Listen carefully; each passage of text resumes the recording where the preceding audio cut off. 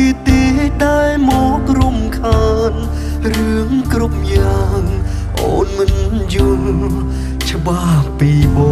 ងឡើយ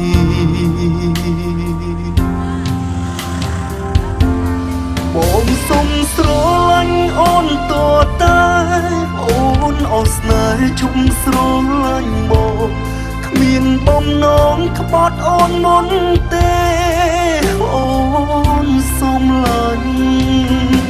ដល់រាប់ណាអូននៅស្មោះបង